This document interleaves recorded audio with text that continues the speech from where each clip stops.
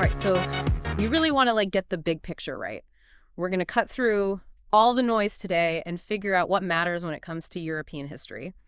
And, we're using the AP European History Framework as our guide. Think of this as like your express lane through, over 500 years of European history. We'll hit all the important stops. Yeah. And, instead of, getting bogged down in all the tiny little details and dates and all that, we're going to focus on like the main like shifts that happened and the themes, that really have defined Europe, from about 1450 all the way to today. Okay, so let's start around 1450 with the Renaissance. So, like, what's the main idea here? I mean, it's not just like pretty art, right? Well, yeah. And what's really interesting about the Renaissance is that it like marked this fundamental change in how people saw the world, right? They went from like this God-centered worldview to something that was like way more human-centered. Mm-hmm. And so that like really fueled a lot of innovation in art science. And, it even like challenged all these institutions that existed and like set the stage for the Reformation, which was like a, massive shakeup in religious authority. Okay, so from that questioning of authority, we kind of move into this era that's all about like how to govern, right? Absolutism versus constitutionalism. Can you just like give me the quick and dirty on those two? Yeah, so think of it this way. You've got absolutism, which is like rule by a single all-powerful monarch, Yeah. right? And then you've got constitutionalism, which is where like power is limited by laws and maybe even like a representative body. And so like this tension between like concentrated power and, people wanting limits that really shaped like the political landscape of Europe for centuries. Okay, yeah. And so then all that clashing of ideas like sets us up for the Enlightenment and the revolutions. Like, what's the most important thing to remember from all those intellectual and political like fireworks? So the Enlightenment like introduced all these like radical ideas about reason and individual rights and, this concept called popular sovereignty, which is basically saying that like political power should be with the people. And so you can see how that would like challenge the established order and like lead to revolutions, all over Europe and the Americas. It really like reshaped how people thought about politics. Yeah, so after all those, transformative revolutions, Europe had to deal with like the massive changes that came with industrialization and nationalism. Yeah. How did those forces like change the continent? Well, industrialization brought about like a ton of economic and social change, right? Like you have factories popping up everywhere, urbanization, new technologies changing like everyday life. And then at the same time, nationalism was becoming this like super powerful force, forging all these strong national identities.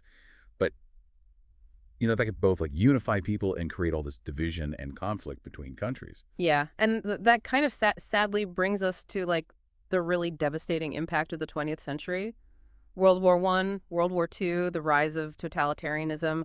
What's the like critical understanding we need to have about this period? I think it shows us just how destructive things can get when you have like unchecked nationalism and ideological extremism, understanding like what caused all of this and the consequences, especially like the failures in the period between the wars. I mean, that's essential to like grasping how modern European history is played out and why international cooperation is so important. All right, so finally we arrive at the Cold War and modern Europe. How does knowing about all this past stuff help us make sense of what's going on today? Well, the Cold War like split Europe right down the middle based on ideology. And when it finally ended, it led to like a time of reunification and a whole new set of challenges. And a lot of the political and social debates that are happening in Europe now, things about identity and integration and international relations, they all have like deep roots in this recent history. So it's not just about memorizing dates and all these events, right? Like studying history gives you some pretty useful skills. You mentioned analyzing sources before. What does that actually mean? It means like learning to really examine like historical evidence, whether it's like a firsthand account from that time period or, a historian's take on it. You learn how to like assess bias, figure out the context, and, pull out the really important information. And that's super crucial for when you're like building your own arguments about the past and supporting them with evidence.